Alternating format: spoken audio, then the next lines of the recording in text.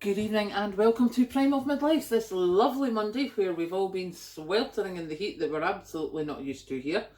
I hope that you've got through it okay, and thank you to everyone who has posted comments with hints and tips. They are so useful for not only myself but for everyone on the channel, so thank you so much, and please don't stop doing that because any help you can give is going to be really useful. And the reason I'm saying that is because, as I'm presuming a lot of you have done today, I have been looking at the news pretty much constantly throughout the day. For me, I think that the highest I've known it here is 23, maybe 23 point something. It was 29 here today. I have never seen 29 in my puff. I do not do temperatures like that. I haven't been on holidays abroad a lot. I am not, I'm not a sun worshipper. I haven't been since I was a kid. And I'm sitting watching I had the wee thing on my phone, the app on my phone, checking it. And we checked it on the hour. And by 11 o'clock, it was like 25 degrees. I was like, oh no, this is not going to be good. And it wasn't, We went outside for a wee while and it took me half an hour to recover back in the office, drinking water and sitting my fan on me. Even my colleague Mandy was quite surprised. I am really bad in the heat. So, why I'm doing this video is because when I was reading all my news today, as I say, which I was doing lots and lots of, I found this bit. I even wrote it down so that I could tell you. And it's a lady called Professor Hannah Cloak. And she is the natural hazards researcher at the University of Reading. And what she said is, hopefully we shall see temperatures dip back down in a couple of days. But there is a risk of temperatures shooting back up in a week or so. We're doing this again in a week or so. That is not going to be good. So I thought that certainly for us in the UK here, we have traditionally prepped for the winter, and there was an article, I think the headline said, the UK is no longer a cold country in the summer, and if the temperatures are going to do this, then no, we're not going to be, and very few of us are geared to deal with this on a regular basis. So we need to start looking at being prepared for this on a regular basis. I'm sitting there I've got a few bottles of water up the stairs, nothing big, because I live in Scotland. I shouldn't need to store that much water. There's always water on the tap. Until you read the report today from the water board saying, we are really struggling. The demand is so huge. And you see the pictures of the reservoirs with the wee houses at the bottom and the bridges at the bottom that nobody's seen for years. And the rivers that are like almost completely dried up. This is happening in the UK, and it's going to happen more frequently according to the climate scientists. So we need to work out what we need to do. Now, I know that last year when I was thinking about this, I was looking at getting shutters on the outside of my window. Because yes, it's good to have the curtains and the blinds drawn. That has kept this place quite cool, although I have to say the heat on my blinds, that was quite bad a couple of hours ago.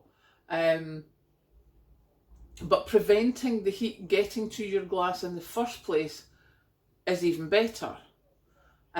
Somebody else that I read this time last year had said, if you've got, put a trellis up so that you've got vegetation growing up the side of your house, not close enough to get it in about the house, hence the trellis, because we all know how dangerous that can be. But the vegetation will keep your house cool.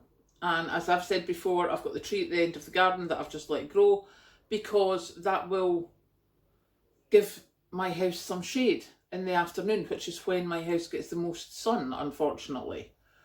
I have one window at the front which gets the morning sun. I have 3 windows at the back here, and they get the sun all afternoon.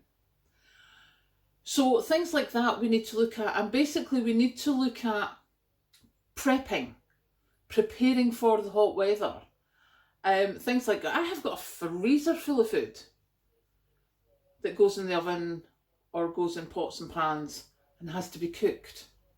There's a couple of bits in there that are microwavable. However, my microwavable are things like mac and cheese. bolognese, mince. Do you know, they're like comfort food. That's what my microwaved stuff is. So how can we prepare so that we've got something nice and light to eat, that we've managed to maybe can and water bath to keep it for next year, or that we get it ready for the summer, so that when we come in, we've maybe got the jars in the fridge and that's what we have. Planting some lettuce that we can do, just cutting, you know, I don't know, I've never planted lettuce, but seemingly you can just cut some and it keeps growing. See, this is something I think we need to learn, and I think we need to learn it like in the next 6 months. Because if this is what it's going to keep being, and we're going to get more days like this throughout the year, this is not going to be good. So this video is to say new prepping required, and it's prepping for heat, which here in the UK we've never really had to do.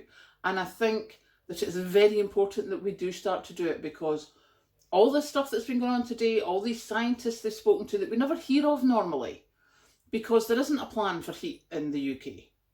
You know, it's just not something we've looked at. But they've dragged all these scientists out today and asked them questions, and these scientists are saying, this is what's happening, this is not going away. We are not going to be a cold country. We might still have some snow in the winter, but it's nothing like what we used to have before, and it's going to keep getting less. So, yeah, let's start now.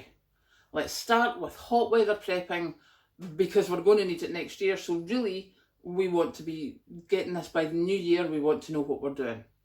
So I will, not tonight, because as you can see, the heat in here is killing me already.